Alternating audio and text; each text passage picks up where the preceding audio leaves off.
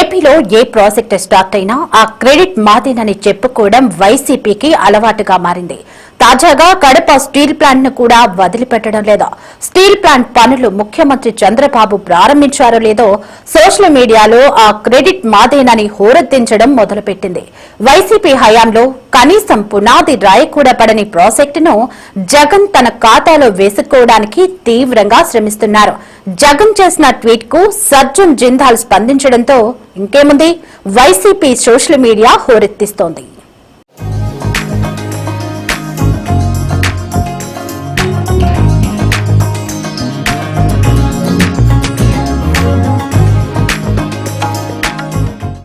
ఆంధ్రప్రదేశ్ రాజకీయాలు ఎప్పుడు ఏ టర్న్ తీసుకుంటాయో ఊహించడం చాలా కష్టం. నిన్నటి వరకు ఓ లెక్కన సాగిన రాజకీయం ఉదయానికి మరోలా మారిపోతుంది.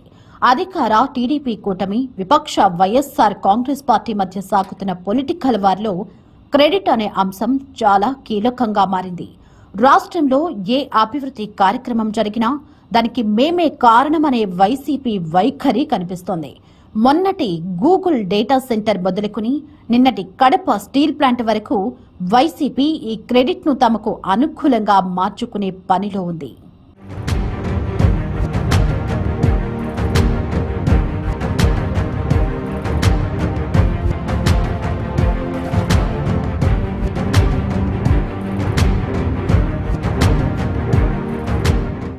వైఎస్సార్ కడప జిల్లాలో రాయలసీమ స్టీల్ ప్లాంట్ నిర్మాణ పనులు ప్రారంభమయ్యాయి. సీఎం చంద్రబాబు ఈ పనులను ప్రారంభించారు. సున్నపరాళ్లపల్లిలో జేఎస్డబ్ల్యూ రాయలసీమ స్టీల్ ప్లాంట్ పనులు ప్రారంభించి ఈ కలను నిజం చేశామని ప్రకటించారు. వైసీపీ ప్రభుత్వంలో కేవలం శంకుస్థాపనతో సరిపెట్టి ప్రజలను మభ్యపెడితే తాము పనులు మొదలుపెట్టి రాయలసీమ స్టీల్ ప్లాంట్కు వాస్తవ రూపం ఇస్తున్నామని చెప్పారు.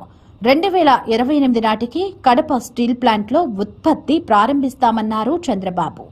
సీమ అంటే జల కళ. నేటి రాయలసీమ స్టీల్ ప్లాంట్ పనుల ప్రారంభంలో సీమ చరిత్రలో నవశకం మొదలైంది. చేసి చూపించే బాధ్యత రాయలసీమ బిడ్డగా నేను తీసుకుంటున్నానని మరొక్కసారి విజ్ఞప్తి చేస్తున్నా.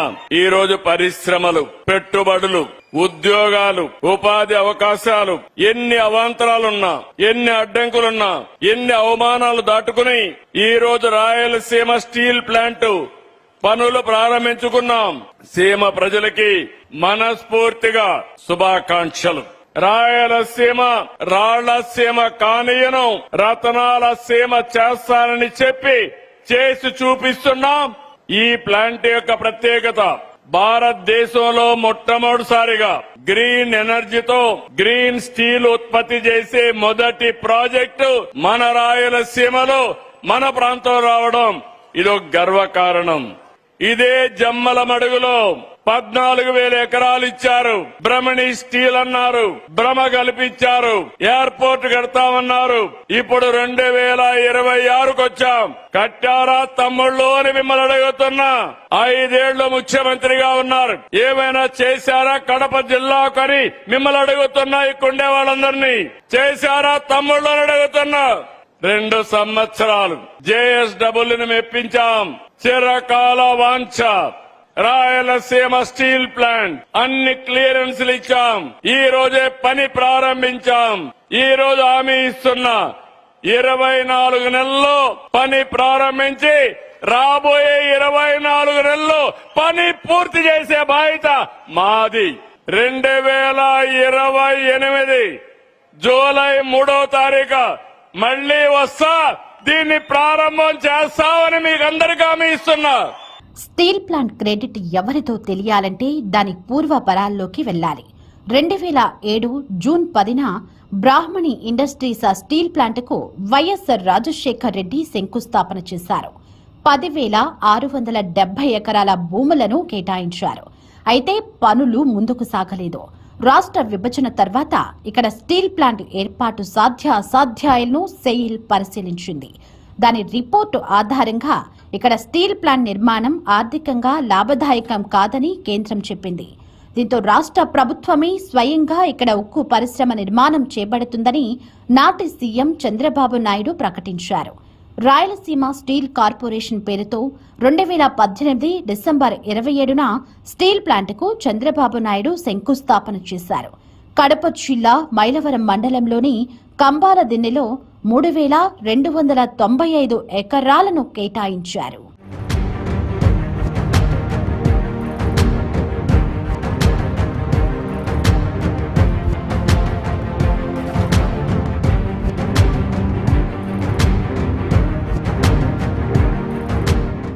రెండు 2019లో ఏపీలో ప్రభుత్వం మారింది.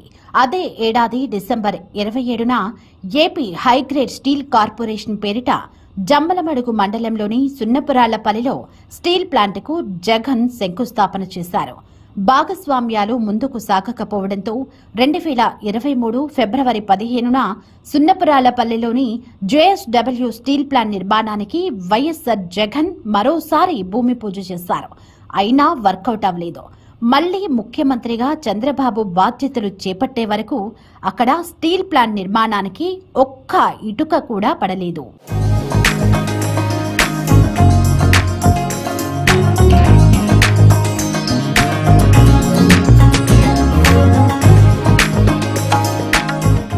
అయితే ఇప్పుడు కడప స్టీల్ ప్లాంట్ ప్రారంభోత్సవం సందర్భంగా జగన్ ఎక్స్లో చేసిన పోస్ట్ క్రెడిట్ వారకు తెరలేపింది. దానికి సజ్జన్ జిందాల్ కూడా స్పందించడం మరింత ఆజ్యం పోసింది. పర్యావరణ అనుమతులు, నీటి కేటాయింపు, భూముల కేటాయింపు, రహదారుల అనుసంధానం వంటి మౌలిక సదుపాయాల కోసం భూమిని అందించామన్నారు. ఈ కారణాలతోనే ప్రాజెక్టు వేగంగా కదిలిందన్న జగన్ ఇప్పటికైనా పనులు ప్రారంభం కావటం సంతోషకరమంటూ జేఎస్డబ్ల్యూ యాజమాన్యానికి అభినందనలు తెలియజేశారు. మరోవైపు జగన్ చేసిన ట్వీట్కు సజ్జన్ జిందాల్ రిప్లై ఇచ్చారు. ఈ ప్రాంత యువత, కుటుంబాల కోసం ఈ ప్రాజెక్టును వేగంగా పూర్తి చేయడానికి మేము కట్టుబడి ఉన్నామని జిందాల్ ట్వీట్ చేశారు. దాంతో YCP Kadapa steel plant credit తమదేనంటూ ఊదరగొట్టడం మొదలుపెట్టింది.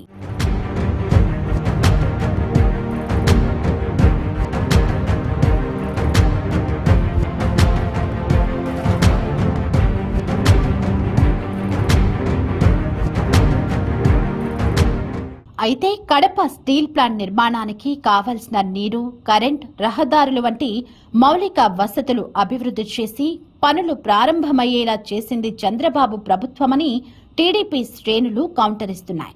అంతేకాదు జగన్ 2 సార్లు శంకుస్థాపన చేసినా పనులు ప్రారంభించిన పాపాన పోలేదని చెబుతున్నారు.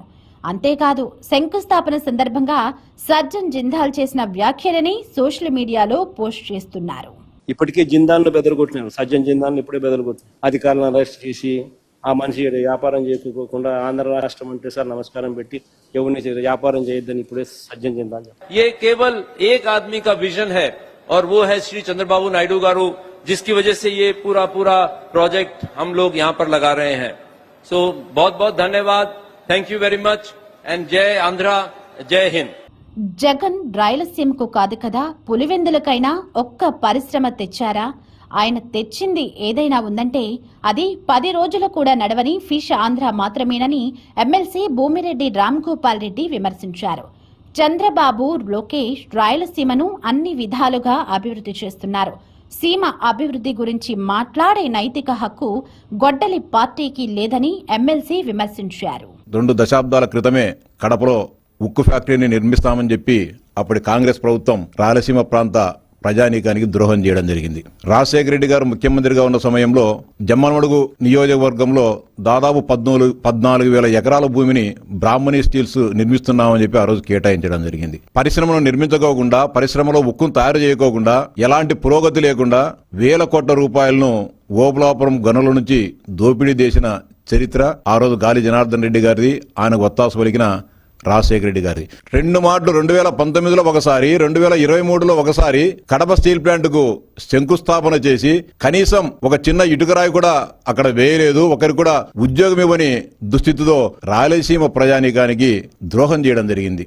ఈ 2024లో కూటమి ప్రభుత్వం అధికారంలోకి వచ్చిన తర్వాత ఎన్నో దశాబ్దాలుగా ఉన్న రాయలసీమ ప్రజల ఆకాంక్షలను నెరవేర్చడానికి 2028 లోపు ఈ నిర్మాణాన్ని పూర్తి చేసి 2028లో దీన్ని ప్రొడక్షన్ ఉక్కును తయారు చేయాలనే సంకల్పంతో అడుగులు ముందుకు పడుతూ ఉన్నాయి. కడప ముద్దుబిడ్డగా చెప్పుకుంటున్న జగన్మోహన్ రెడ్డి గారు కడప ప్రజలకు తీరని అన్యాయం చేయడం జరిగింది. ఆయన ఏర్పాటు చేసింది ఒకటే, యువతకు వేలాది ఉద్యోగాలు కల్పించాలని చెప్పి పులివెందుల్లో ఫిష్ ఆంధ్ర అని చెప్పి ఒక పరిశ్రమ ఏర్పాటు చేయడం జరిగింది.